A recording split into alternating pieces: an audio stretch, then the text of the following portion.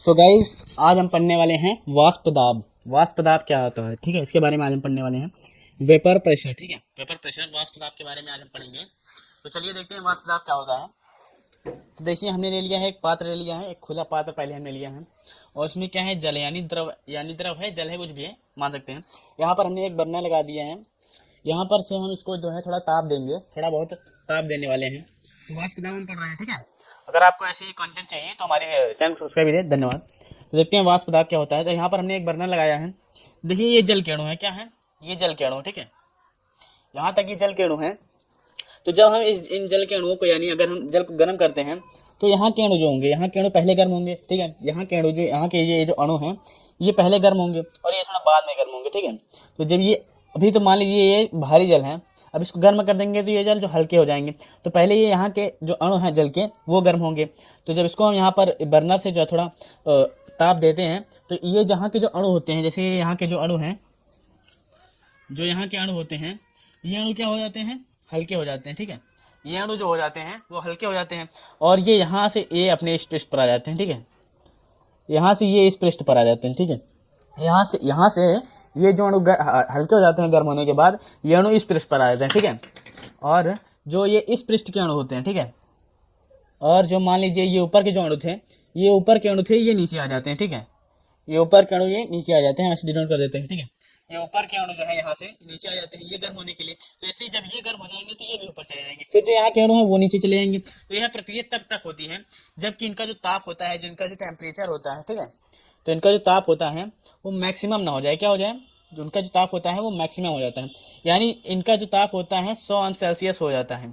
जब इनका जो ताप होता है अगर वो 100 अंश सेल्सियस हो जाता है तो उसके बाद ये जो है अपनी अवस्था परिवर्तन करते हैं। जो ताप तो मैक्सिमम हो गया है, जो ताप मैक्सिमम हो गया है तो ये जो है अपना जो जल है ये अपना जो है क्या अवस्था परिवर्तन करेंगे, तो ये वाष्प में बदलेंगे, ठीक है, ये वाष्प में बदलेंगे। तो जो अगर मान लीजिए इनका 100 अंश सेल्सियस हो चुके हैं, ठीक है, 100 अंश, जब ये वाष्प में बदलेंगे तो ये वाष्प ऐसे से बदल के उड़ जाएंगे, ठीक है, वाष्प में जो है ये पानी ऐसे बदल के उड़ जाएगा। तो इसमें तो हमने बंद नहीं किया था इसलिए ये वाष्प बदल के उड़ गए, ठीक है। और इसमें क्या है, यहाँ पर देखिए हमने एक ढक्कन से इसको बंद कर दिया, ठीक है, ये हमारा दूसरा डायग्राम है, सेकंड डायग्राम है, ठीक है।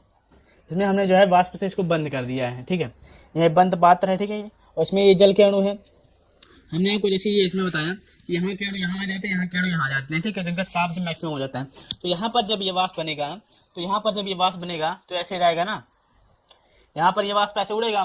तो उड़ने के बाद यहाँ बंद ढक्कन लगाया है हमने, तो यहीं पर ये जो वाष्प है टकरा जाएंगे, क्या हो जाएंगे, टकरा जाएंगे। टकराने के बाद इसका जो टेम्परेचर था वो इसके टेम्परेचर से तो कम था, तो यानी इसका टेम्परेचर जो हमने हाईएस्ट था 100 डिग्री सेल्सियस से ऊपर हो गया था, इसलिए ये ऊपर जाके यहाँ पर टकरा गया, ठीक है, यहाँ पर टकराए तो इसका जो तापमान था वो इसके तापमान से जो है कम था, उसका टेम्परेचर कम था, जिस कारण से ये वाष्प जो यहाँ टकराने के बाद इनकी जो ऊर्जा होती है, इनकी जो स्थिति ऊर्जा होती है, स्थिति ऊर्जा का मतलब इनको जो हम ऊर्जा देते हैं वो स्थिति ऊर्जा है, तो इनको जो हम स्थिति ऊर्जा है जो ऊर्जा दी है उसके बाद ये वाष्प में चेंज हो गए, वाष्प में चेंज हो गए तो इनकी जो ऊर्जा होती है वो ये ढक्कन ले लेता है, ठीक है, ये अब अपने आप को गर्म करना चाहता है तो इसने ले लिया इसकी ऊर्जा को। तो ये जो वाष्प थे, ये जो वाष्प थे इन्होंने अपनी ऊर्जा दे दी, ये वाष्प में फिर बदल गए, ठीक है, ये वाष्प में फिर बदल गए।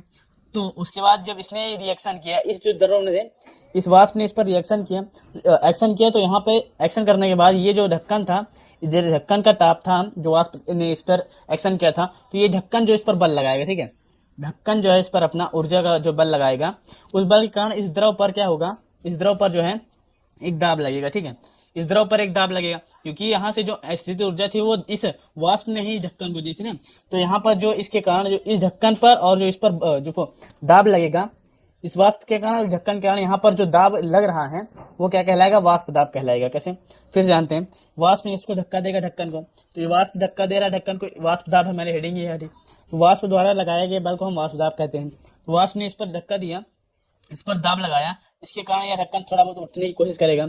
उसके बाद जब इसने इसके स्थिति ऊर्जा को अपनी ले लिया, ठंडा था ढक्कन, इसका ताप ज़्यादा था, इस यहाँ पर ये अणु बन गए, जो जल के अणु। देखिए कभी कभी आप जो है जो घर में अगर आप पानी जो गर्म करते हैं तो यहीं पर जल के अणु आ जाते हैं, और कभी कभी ऐसा होता है कि ज़्यादा जो है टेम्परेचर देने पर ये ढक्कन उठ जाता है, ठीक है, ये ढक्कन ऐसे यहाँ आ जाता है, ठीक है, ढक्कन उठ जाता है तो वाष्प के जो अणु जो होते हैं वैसे निकल जाते हैं, ठीक है। तो उसकी ये जो अणुओं के द्वारा जो प्रेशर लगाया जाता है इस ढक्कन पर, वही क्या होता है, वाष्प दाब होता है, ठीक है। और वाष्प दाब में क्या होता है, एक साम्यावस्था की जो बात आ जाती है, कैसे कि जो द्रव होते हैं और जो वाष्प होते हैं वो एक दूसरे के समानुपाती होते हैं।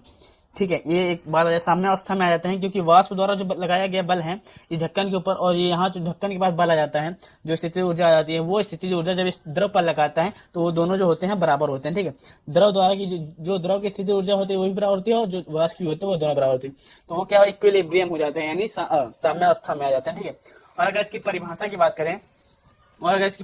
बात करें तो परिभाषा देखते हैं, वाष्प द्वारा द्रव पर डाले गए दाब को वाष्प दाब कहते हैं। ठीक है, एकदम आसान से आपकी डेफिनेशन है, वाष्प द्वारा द्रव पर डाले गए दाब को वाष्प दाब कहते हैं।